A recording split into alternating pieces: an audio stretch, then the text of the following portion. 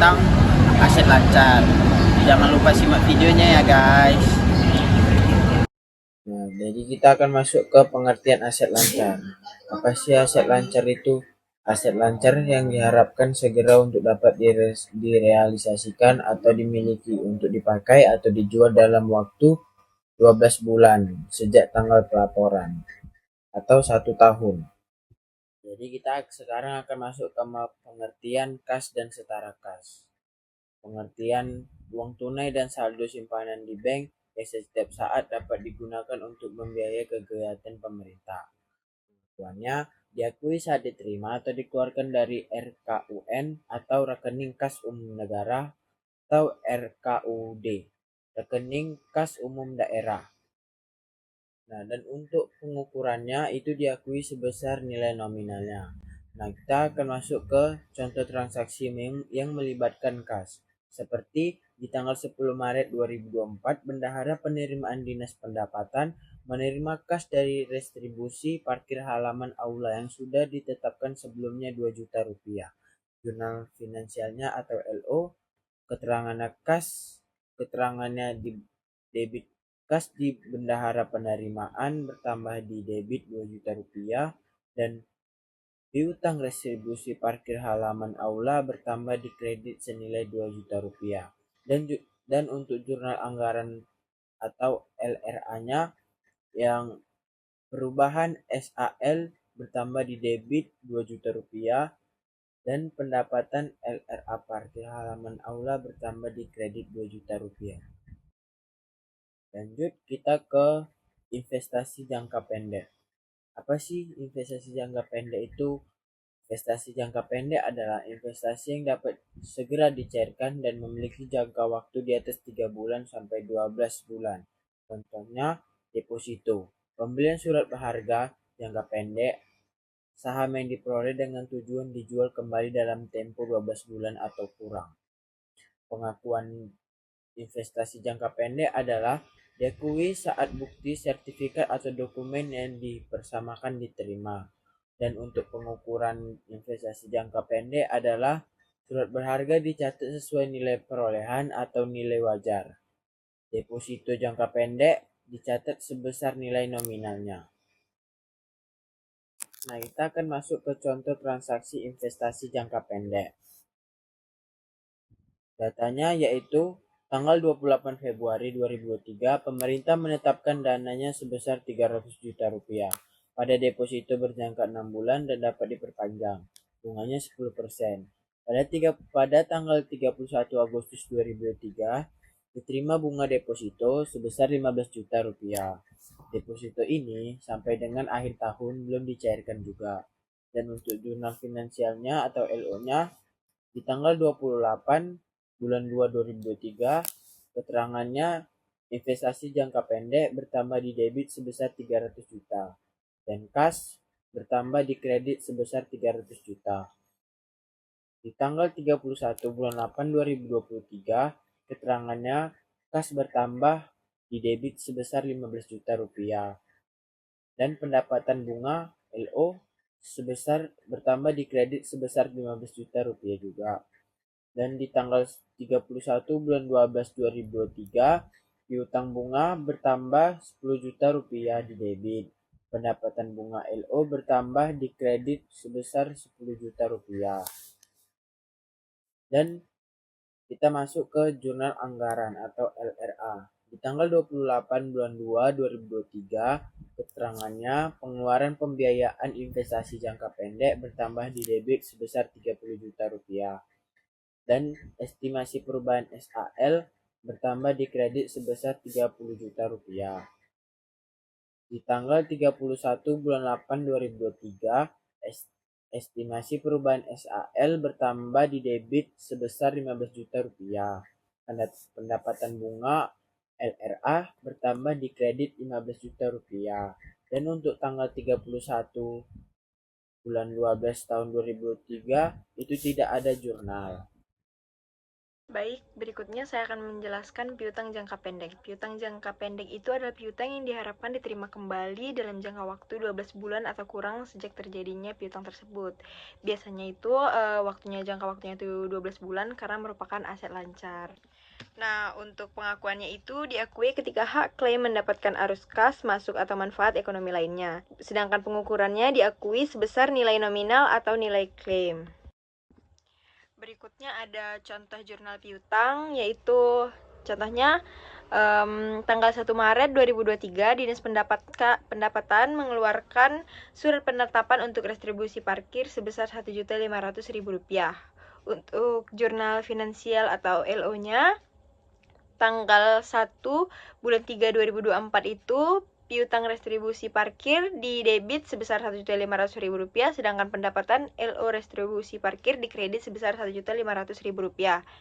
Untuk jurnal anggaran atau LRA-nya tidak terdapat jurnal karena itu tidak langsung disetorkan ke kas, maka dia tidak termasuk ke dalam jurnal LRA atau tidak memiliki jurnal LRA. Berikutnya ada contoh jurnal piutang penyisian tak tertagih. Contohnya itu tanggal 31 Desember 2023, saldo piutang jangka pendek sebesar Rp100 juta dan saldo penyisian piutang tak tertagih sebesar Rp0. Presentasi penyisian utang tak tertagih sebesar 5%. Untuk jurnal finansial atau LO-nya itu pada tanggal 31 bulan 12 2023, beban penyisian tak tertagih sebesar Rp5 juta, penyisihan piutang tak tertagih sebesar Rp5 juta. Jadi kenapa dapat Rp5 juta? Karena Rp100 juta dikalikan dengan 5%. Untuk jurnal anggarannya atau LR-nya tidak terdapat jurnal karena penyusian piutang ini tidak termasuk ke dalam kas, namun hanya pencatatannya berbasis dengan kas. Berikutnya, saya akan menjelaskan mengenai beban dibayar di muka. Beban dibayar di muka adalah akun terkait jurnal transaksi beban atau belanja barang dan jasa yang manfaatnya lebih dari 1 tahun atau 12 bulan. Pengakuannya itu diakui saat hak klaim untuk mendapatkan arus kas, masuk, dan manfaat ekonomi lainnya. Pengukurannya diakui sebesar nilai nominal atau nilai klaimnya. Maksud dari nilai nominalnya itu adalah nilai aslinya, sedangkan nilai klaim itu saat nilai ditagihnya gitu. Nah, berikutnya saya akan membahas mengenai contoh jurnal beban dibayar di muka atau pendekatan aset. Pada tanggal 1 Januari 2023, pemerintah menyewa gedung sebesar Rp30 juta untuk 5 tahun sewa. Sewa dapat dibayar di depan untuk lebih dari 1 tahun, namun beban yang boleh diakui atas pembayaran ini hanya 1 tahun dan sisanya harus diakui sebagai aset lancar dengan nama akun beban dibayar di muka. Akun beban dibayar di muka disesuaikan pada akhir tahun. Catat dengan menggunakan pendekatan aset atau pendekatan beban. Nah, untuk jurnal finansialnya, pada tanggal 1 bulan 1 2023, beban dibayar di muka sebesar Rp30 juta di debit dan kas di kredit sebesar Rp30 juta. Untuk jurnal anggarannya, pada tanggal 1 bulan 1 2023, belanja barang dan jasanya Rp30 juta di debit dan estimasi perubahan sal Rp30 juta di kredit. Perubahan sal ini terjadi karena perubahan pendapatan atau pembelanjaan. Nah, kenapa ini dinamakan estimasi? Karena ini bersifat masih perkiraan.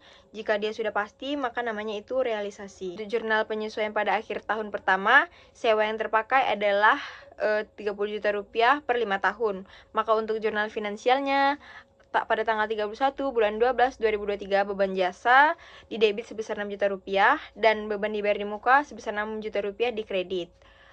Kenapa itu Rp6 juta? Karena Rp30 juta dibagi dengan 5 tahun.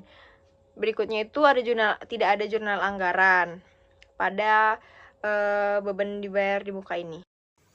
Nah, selanjutnya kita akan membahas contoh jurnal beban dibayar di muka dalam pendekatan beban. Nah, contoh soalnya itu yaitu tanggal 1 Januari 2023, pemerintah menyewa gedung sebesar 30 juta untuk 5 tahun. Sewa dapat dibayar di depan untuk lebih dari 1 tahun. Namun, beban yang boleh diakui atas pembayaran ini hanya 1 tahun. Dan sisanya harus diakui sebagai aset lancar dengan nama akun beban dibayar di muka.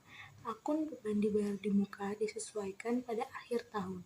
Catat dengan menggunakan pendekatan aset atau pendekatan beban. Nah, jurnalnya itu kalau di jurnal finansial di sebelah debitnya itu beban jasa sebesar 30 juta ribu rupiah. Kalau di sebelah kreditnya itu kas sebesar 30 juta ribu rupiah. Nah, kalau misalnya dia jurnal anggarannya itu di debitnya itu belanja barang atau jasa sebesar 30 juta ribu rupiah. Kalau di sebelah kreditnya yaitu estimasi perubahan saldo sebesar 30 juta ribu rupiah. Nah, selanjutnya topik mengenai persediaan. Nah, apa sih itu persediaan? Jadi, persediaan itu adalah aset lancar dalam bentuk barang atau perlengkapan yang dimaksudkan untuk mendukung kegiatan operasional pemerintah dan barang-barang yang dimaksudkan untuk dijual dan diserahkan kepada masyarakat. Nah, pengakuan persediaan itu diakui saat potensi manfaat ekonomi masa depan diperoleh pemerintah pada saat diterima atau hak kepemilikannya berpindah. Dan pengukuran persediaan itu gimana sih? Jadi pengukuran persediaan itu diakui sebesar biaya perolehan harga pokok produksi nilai wajar. Nah, itu loh dia mengenai pengertian, pengakuan, dan pengukuran tentang persediaan. Nah, selanjutnya kita akan membahas mengenai contoh jurnal persediaan dalam pendekatan aset.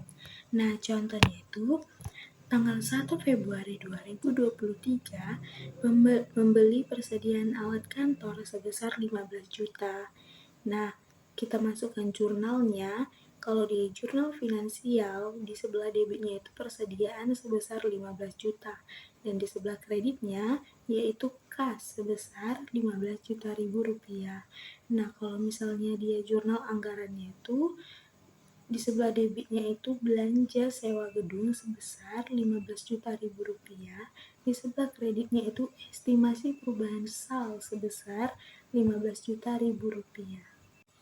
Nah, selanjutnya itu jurnal penyesuaian atas persediaan yang terpakai. Misalkan masih tersedia bahan persediaan sebesar 10 juta ribu rupiah di gudang. Maka dari itu dicatatnya jurnal finansialnya itu beban persediaan di sebelah debit sebesar 5 juta ribu rupiah, persediaan di sebelah kredit sebesar 5 juta ribu rupiah, lalu jurnal anggarannya itu tidak ada jurnalnya. Nah, selanjutnya kita akan membahas contoh jurnal persediaan dalam pendekatan beban. Nah, contohnya itu tanggal 1 Februari 2023 membeli persediaan alat kantor sebesar 15 juta ribu rupiah. Nah, jurnalnya itu, jurnal finansialnya di sebelah debit beban persediaan ATK sebesar 15 juta ribu rupiah. Di sebelah kreditnya kas sebesar 15 juta ribu rupiah.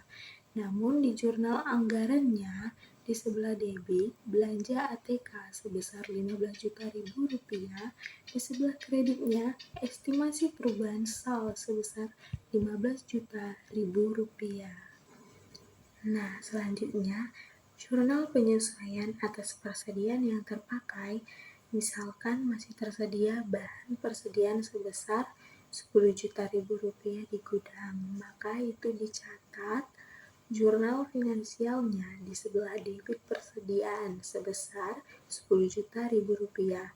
Nah, di sebelah kreditnya beban persediaan sebesar 10 juta ribu rupiah.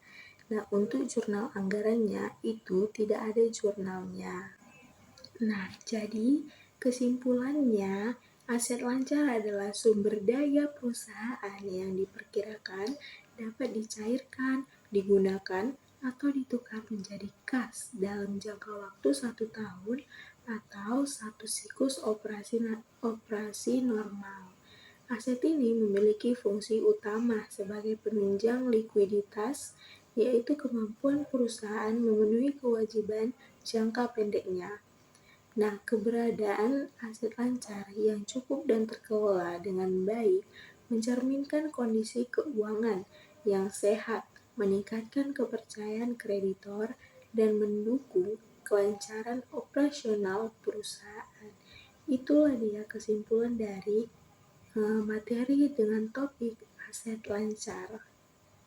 Terima kasih telah menonton video kami. Jangan lupa like, Komen,